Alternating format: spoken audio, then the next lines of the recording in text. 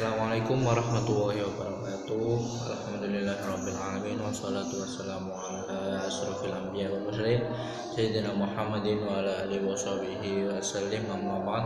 Yang terhormat Dr. Hari Suprapto selaku Rektor Universitas Hasyim Asy'ari, yang terhormat Dr. Jasminto selaku Dekan FAI, yang terhormat Bapak Khatibul Umam selaku Kepala Prodi PAI, yang terhormat Ibu Laili Masrurah selaku Ibu TPA kami, yang terhormat Bapak Abi Hanifuddin selaku dosen pengampu media pembelajaran dan pencetus atau pembuat metode Hanifida, yang terhormat orang tua kami yang telah membiayai kami dan membimbing kami sehingga kami dapat melanjutkan ke jenjang sampai saat ini. Langsung saja di sini saya akan sedikit menjelaskan tentang media grafis sebagai media pembelajaran. Di sini ada 4 pembahasan yang akan kami sampaikan. Yang pertama ada pengertian, yang kedua jenis-jenis, yang ketiga ciri-ciri, dan yang terakhir adalah merancang bahan. Yang pertama, pengertian dari media grafis. Media grafis adalah media visual yang menyajikan fakta, ide, gagasan melalui penyajian kata-kata, kalimat, angka, atau simbol atau gambar. Itu menurut Susilana dan Priyana tahun 2009. Berarti apa? Media grafis di sini adalah semua yang berhubungan dengan angka, dengan simbol dan gambar untuk menyampaikan sebuah gagasan atau ide seseorang. Lanjut ke jenis-jenis media grafis. Nah, jenis-jenis media grafis ini menurut Akbar Mulyadi dan Sandis tahun 2021 ada 22 jenis media pembelajaran. Media pembelajaran grafis yang pertama adalah gambar, yang kedua adalah ilustrasi,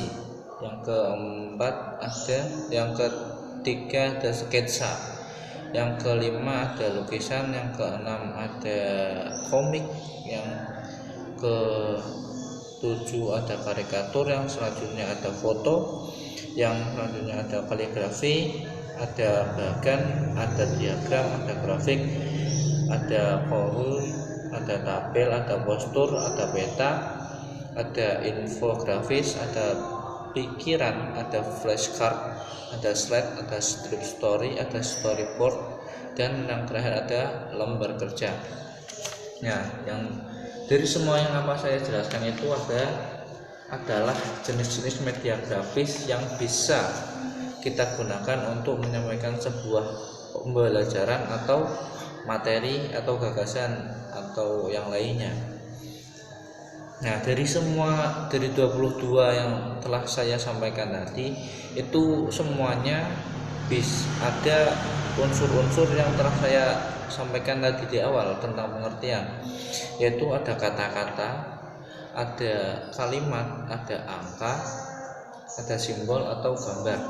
Contoh angka itu adalah seperti diagram.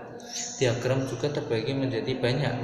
Menurut ilmu matematika ada diagram Venn, diagram lingkaran, diagram batang. Itu menyangkut angka dan kalimat. Terus untuk menyangkut simbol dan gambar itu ada tadi sketsa, lukisan dan lain-lain, komik, animasi dan lain-lain. Itu ada menyangkut simbol, gambar, kata-kata, kalimat dan lain-lain untuk menyampaikan sebuah gagasan atau ide. Lanjut ke ciri-ciri dan contoh. Contoh kan sudah tadi saya sampaikan bahwa banyak jenisnya. Itu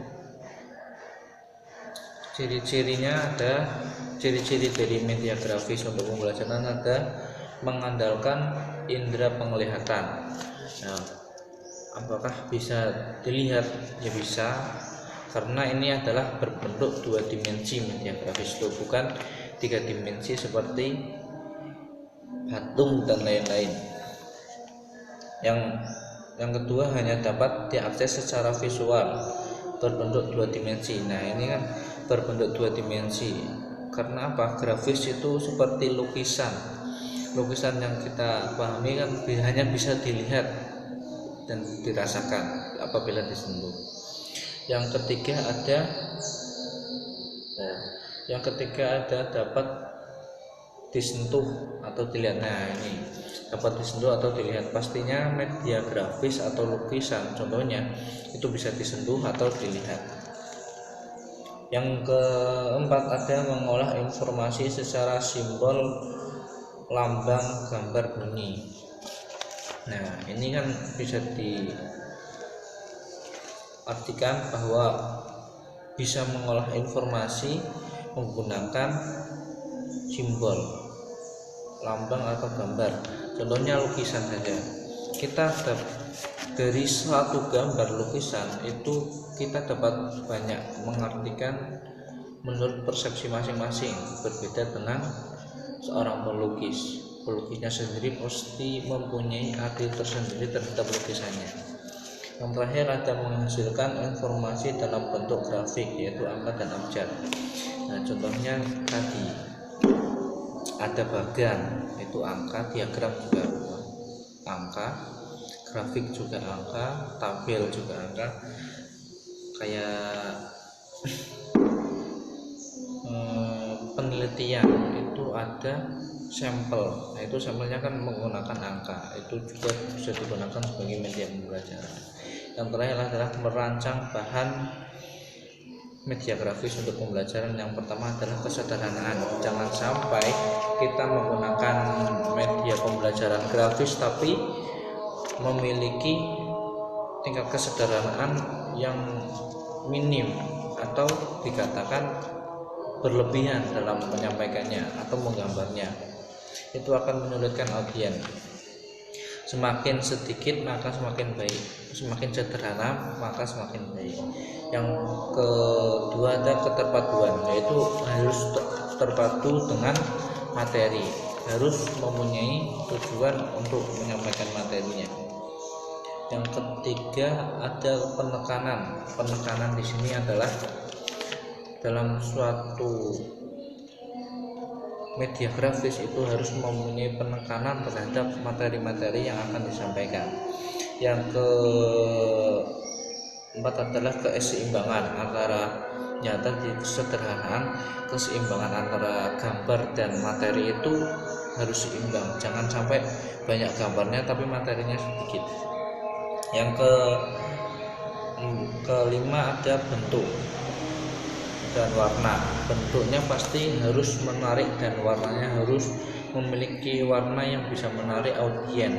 Karena jika tidak, pasti audiens pertama kali melihat itu akan jenuh. Nah, makanya apa? Bentuk dan warna itu sangat mempengaruhi dalam media grafis ini. Supaya apa? Supaya bisa menarik audiens. Yang ketiga ada tekstur. Tekstur ini apabila kualitas adalah kualitas sesuatu yang dapat ditentukan dengan sentuhan. Nah, kayak tadi lukisan, apabila lukisannya itu mempunyai tekstur yang